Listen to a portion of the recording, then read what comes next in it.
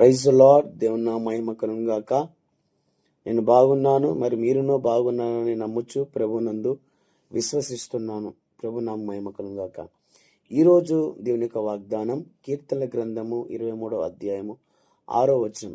నేను బ్రతుకు దినములన్నీ కృపాక్షేమములే నా వెంట వచ్చునుగాక. చిరకాలము యెహోవా మందిరములో నేను నివాసము చేసేదను. హల్లెలూయా. మనం లోకములో కాదు, లోక స్నేహితులతో కాదు, డబ్బున్న వారితో కాదు, డబ్బు లేని వారితో కాదు, మనము వ్యభిచారులతో కాదు, దొంగలతో కాదు, మనకు సహాయం చేయవారితో కాదు.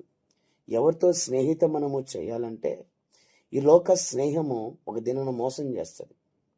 ఈ లోకంలో ప్రతిదీ నిన్ను మోసం చేయవారు ఉంటారేమో కానీ నిన్ను మోసం చేయని ఒక దేవుడు ఉన్నాడు. ఆయన నజరైన యేసుక్రీస్తు ప్రభువారు.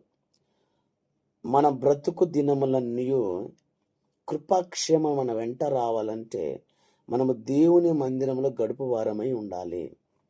ప్రతి ఆదివారాన ప్రభు సన్నిధికి వచ్చే వారమై ఉండాలి. ప్రతి నిత్యము ప్రభును ప్రార్థించు వారమై ఉండాలి. ప్రభుతో స్నేహితము చేస్తూ ప్రభును స్తుతిస్తూ ఉండాలి.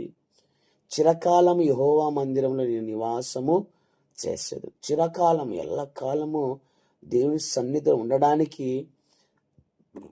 నువ్వు పరిశుద్ధాత్మ దేవుని అడగాలి.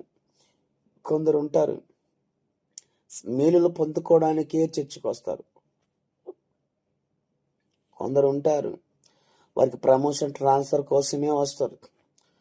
కొందరు ఉంటారు కొందరు తిండి కోసమే వస్తారు. కొందరు వారికి అవసరత నిమిత్తమే వస్తారు. కానీ ప్రభుకి ఏం కావాలి, మందిరానికి ఏం కావాలి, సేవకులకి ఏం కావాలి అని ఆలోచన కలిగి మందిరానికి రారు. కాబట్టి ఇక నుంచి